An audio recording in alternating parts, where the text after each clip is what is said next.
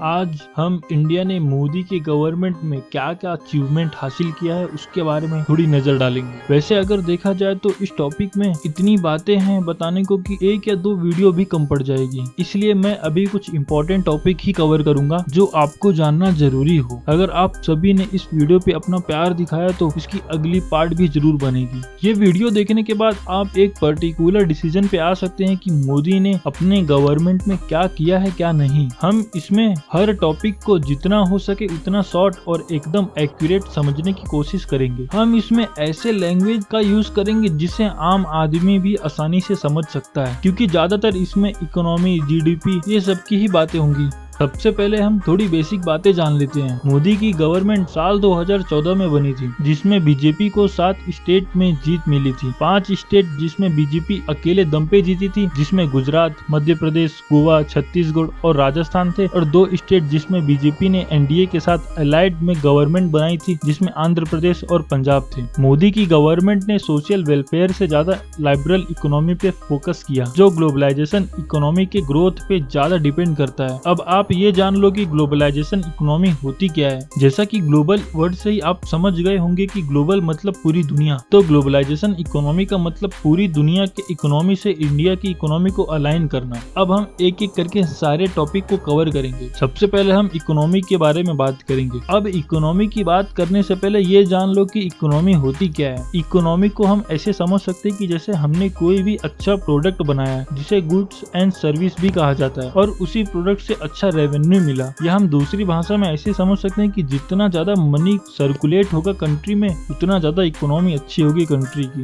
अब उम्मीद करता हूँ कि इकोनॉमी का मतलब समझ में आ गया होगा। इकोनॉमी की इतनी बड़ी डेफिनेशन है कि एक सेंटेंस में डिफाइन करना इम्पॉसिबल है, फिर भी मैंने आपको एकदम इजी लैंग्वेज में बताने की कोशिश की है। अब आपके मन में एक सवाल आ रहा होगा कि किसी देश की इकोनॉमी एकदम अच्छी हो तो क्या होगा। भाई बस इतना समझ लो, देश की गरीबी मोस्टली खत्म हो जाएगी। अब हम इकोनॉमी की ग्रोथ के बारे में बात करेंगे। 2014 से पहले India largest economy in the world के मामले में 10वें नंबर पे था, और मोदी के गवर्नमेंट आने के बाद India 5th largest economy in the world बन गया है। इसी के साथ इंडिया ने फास्टेस्ट ग्रोथ इकोनॉमी का रिकॉर्ड भी बना दिया मोदी के गवर्नमेंट में। इसका एक reason make in India project में फॉरेन कंपनीज का इन्वेस्टमेंट भी है, जिसमें industries including in self defence and the railways ये सब भी प्रोजेक्ट शामिल है। मोदी की गवर्नमेंट आने के बाद इंडिया की जीडीपी भी अच्छी खासी इंक्रीज हुई है, जिसकी ग्रोथ रेट 7.5% है, जो कि पिछली गवर्नमेंट 6.39% के हिसाब से ज्यादा ही है। अब हम थोड़ा जीडीपी के बारे में जान लेते हैं कि आखिर ये है क्या और उसके इंक्रीज होने से क्या फायदा होता है। जीडीपी का मतलब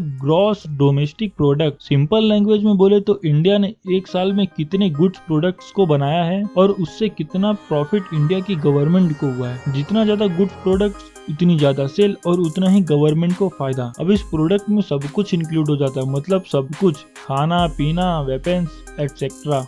इंडिया की इकोनॉमी में बूस्ट होने का एक और रीजन यूपीआई पेमेंट भी है। यूपीआई जिसका आजकल हम सभी यूज करते हैं। यूपीआई का मतलब यूनिफाइड पेमेंट इंटरफेस है। यूपीआई से जितना ट्रांजैक्शन हम करते हैं उतना ही गवर्नमेंट को फायदा होता है, क्योंकि यूपीआई आने के बाद देश के कोने कोने में हर जगह आजकल डिजिटल पेमेंट का ही यूज होने लग गया है। सभी आजकल अपना बिजनेस मर्चेंट बिजनेस में कन्वर्ट कर रहे हैं। इससे इंडिया की इकोनॉमी को बूस्ट होने में अच्छी खासी हेल्प भी हो रही है। एक सर्वे के हिसाब से merchant payment of UPI are expected to reach $1 trillion in few years. इसमें भी 40 to 50% का बूस्ट मिला है मोदी की गवर्नमेंट आने के बाद। अब हम इन्फ्लेशन रेट के बारे में बात करेंगे, लेकिन उसके पहले हम ये जान लेते हैं कि इन्फ्लेशन रेट होता क्या है। सिंपल लैंग्वेज में बात करें तो इन्फ्लेशन रेट मतलब महंगाई की रेट क्या है करंट टाइम में। जब मोदी की गवर्नमेंट आई थी तो इन्फ्लेशन रेट लगभग 8.33 की थी, और उस समय आरबीआई टॉलरेंस ब्रांड वैल्यू 2.6 की थी। हाँ, ये वर्ड थोड़े कॉम्प्लिकेटेड है समझने के लिए, तो थोड़ा आसान भाषा में समझते हैं। अब आप इसे ऐसे समझे जैसे अगर आरबीआई की tolerance brand value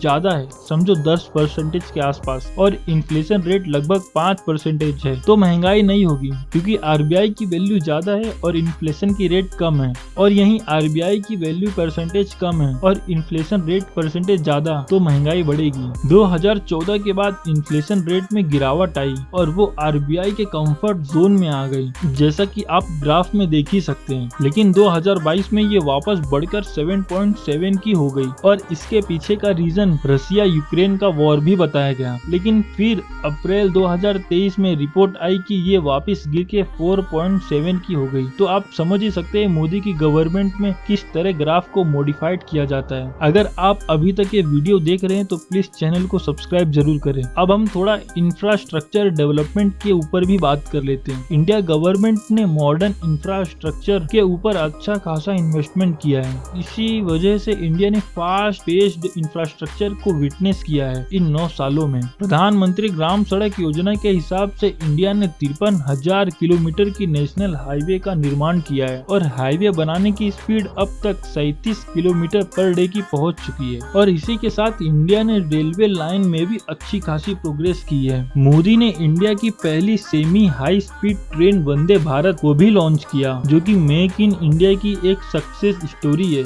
15 Vande Bharat train already track पर है इंडिया के पब्लिक के लिए और 400 वंदे भारत ट्रेन की मैन्युफैक्चरिंग की जाएगी आने वाले 3 सालों में। इन 9 सालों में मेट्रो रेल प्रोजेक्ट ने भी एक उड़ान पकड़ी है, जिसमें मेट्रो रेल प्रोजेक्ट 20 सिटीज तक पहुंच चुकी है। अब जब ग्राउंड ट्रेवल की बात हो रही है तो एयर ट्रेवल की भी बात कर ली जाए। मोदी की गवर्नमेंट में उड़ान प्रोजेक्ट के तहत 74 नए एयरपोर्ट बनाए गए हैं। इसी के साथ 111 वाटरवेज को भी नेशनल वाटरवेज डिक्लेयर किया गया है। मोदी ने इन 9 सालों में वर्ल्ड हाईएस्ट रेलवे ब्रिज, जो कि चेनाब ब्रिज है, उसको बनाया है। मोदी ने world longest highway tunnel the Atal tunnel का भी निर्माण किया है। इसके साथ ही बहुत से लॉन्ग प्रोजेक्ट अभी तक पेंडिंग में पड़े हैं। अभी तक हमने जितनी भी बातें की, सभी के सभी अपने इंडिया के इकोनॉमी पे इफेक्ट डालते ही हैं किसी न किसी तरीके से। तो इनडायरेक्टली हम ये कह सकते हैं कि हमने बस इस वीडियो में इंडिया के इकोनॉमी पे फोकस किया है कि इंडिया की इकोनॉमी किस किस एरिया में कितना डेवलप हुई है। तो बस इस वीडियो में इतना ही।